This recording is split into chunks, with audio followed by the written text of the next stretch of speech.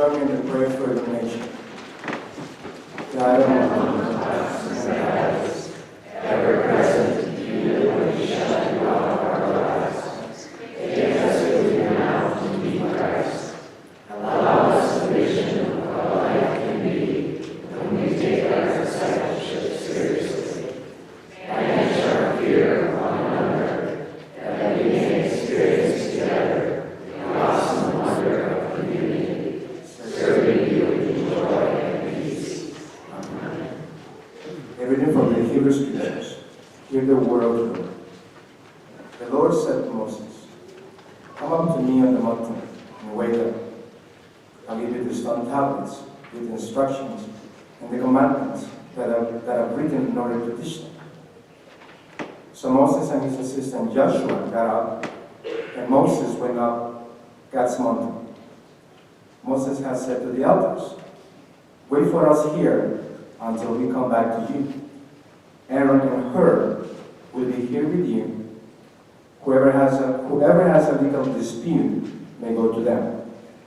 Then Moses went up the mountain, and the cloud covered the mountain. The Lord's glorious presence settled on Mount Sinai, and the cloud covered it for 6 days.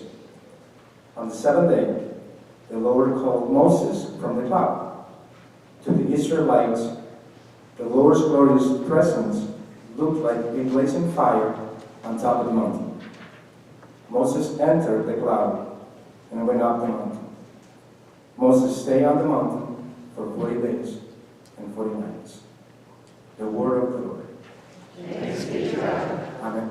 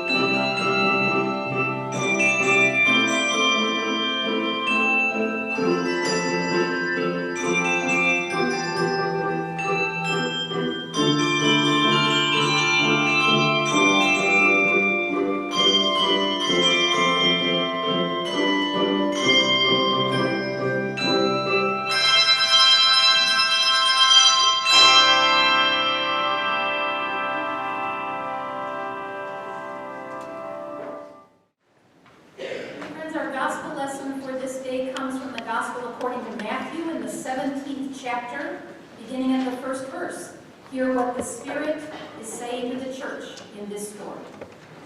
6 days later, Jesus took Peter, James, and John, his brother, and brought them to the top of a very high mountain. He was transformed in front of them. His face shone like the sun, and his clothes became as white as light. Moses and Elijah appeared to them suddenly, talking with Jesus. Peter reacted to all of this by saying to Jesus, "Lord, it's good that we're here. If you want, I'll make 3 tents, one for you, one for Moses, and one for Elijah." But while he was still speaking, a bright cloud overshadowed them, and a voice from the cloud said, "This is my son whom I dearly love. I am very pleased with him. Listen to him." Hearing this, the disciples fell on their faces, filled with awe. But Jesus came and touched them. "Get up," he said, "don't be afraid." When they looked up, they saw no one except Jesus. As they were coming down the mountain, Jesus commanded them, "Don't tell anybody about this vision until the Son of Man is raised from the dead." Friends, this is the word of the Lord. Thanks be to God.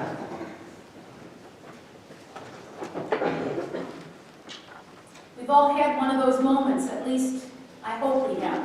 We don't even necessarily recognize them at the time, only later do we come to see how powerful they were.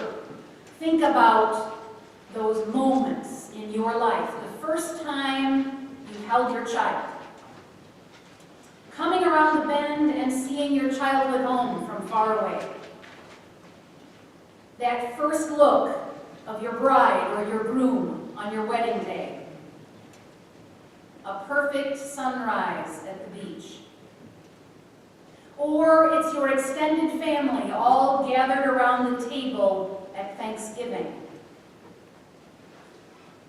Or it's the final moment with your beloved pet. Or walking into your first home. Or all the candles held aloft in the late service on Christmas Eve with Silent Night echoing all around you. Or a hike through your favorite wilderness when it's bathed in that dappled light of autumn. Or a child's homemade gift given with so much anticipation and love. They're moments, aren't they, that we want to hold on to, we want to capture, we want to bottle up and take out again someday when the world is not well with us. What would one of your favorite moments like that be? Today is called Transfiguration on the church calendar, and I have to admit that Hallmark surprisingly has not caught up with us yet. There's no such thing as a Transfiguration card. I did look. There are also no Transfiguration parties that I can find. No furniture or automobile sales celebrating Transfiguration. There are no specials at the grocery store for all your Transfiguration needs. But there is this wonderful and wonder-filled story from the gospel about this that tells about one of those moments for a few of Jesus' disciples. It's about halfway through his public ministry at this point, and Jesus goes up some mountain with 3 of his disciples, Peter, James, and John. And while they're up on that mountain, something extraordinary happens. Jesus' face shone like the sun, his clothes became dazzling white, and suddenly there appeared to them Moses and Elijah talking with Jesus. And then just a moment later, the divine voice speaks out of a cloud, "This is my beloved Son, with whom I am well pleased. Listen to him." This is the moment of the Transfiguration. Jesus somehow lit up like a spotlight in front of them and was visited by Moses and Elijah and was identified as the Son of God. And we usually rush right into an explanation now of what that moment was all about, what it really meant, why it's included in the gospel narrative at all. But today I want us to wait for a minute and consider the perspective of Peter. Think about that as a moment for him. There's a beautiful song I love from the musical Oliver that perfectly describes that moment. Not what they're talking about in the musical at all, but I can almost imagine Jesus' disciple Peter stepping away from the scene in the story in a freeze frame, like the movie Ferris Bueller's Day Off, when he would cheat to the camera and speak directly to the audience, except actually, in this case, I imagine Peter singing it. Who will buy this wonderful morning, such a sky you never did see? Who will tie it up with a ribbon and put it in a box for me, so I could see it at my leisure whenever things go wrong, and I would keep it as my treasure to last my whole life long? Of course, Peter wasn't asking anyone to buy his experience, but he did most certainly want someone to bottle it up for him and save it so he could see it at his leisure whenever things go wrong. Haven't we all experienced a moment like that at some time or another? I think we're not that different from Peter, friends, who wanted to somehow stay in that moment, to capture it or contain it or otherwise at least mark it as special.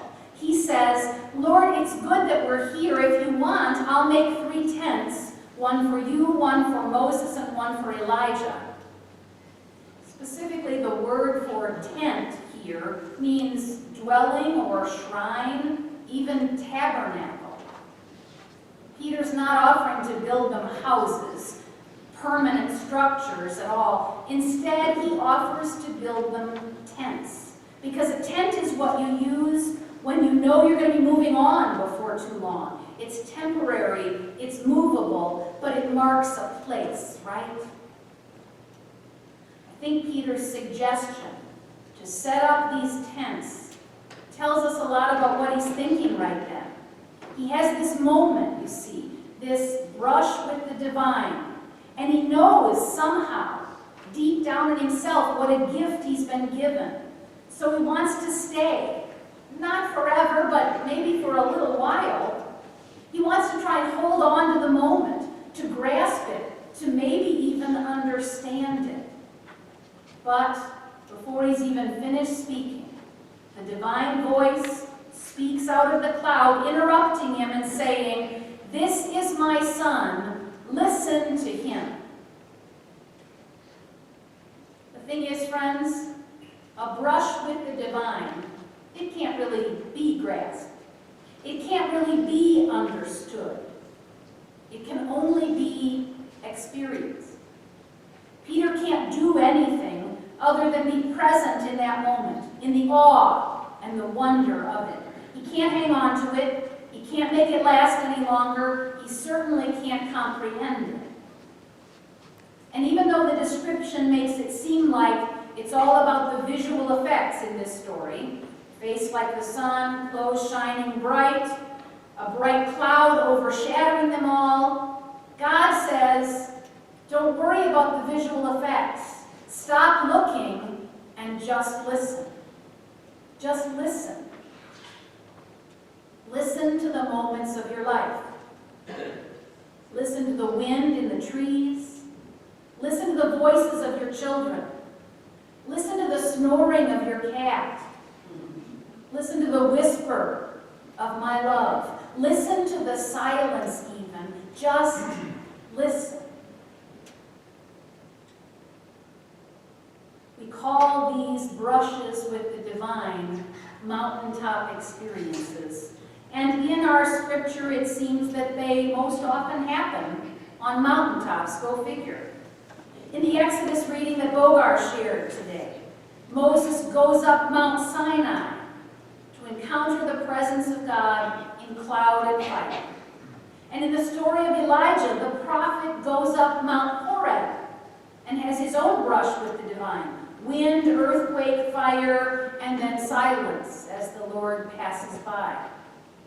The Transfiguration takes place on a mountaintop where Peter, James, and John have an encounter with God, with the divine. And there's another mountaintop moment in the Gospel of Matthew a bit later on.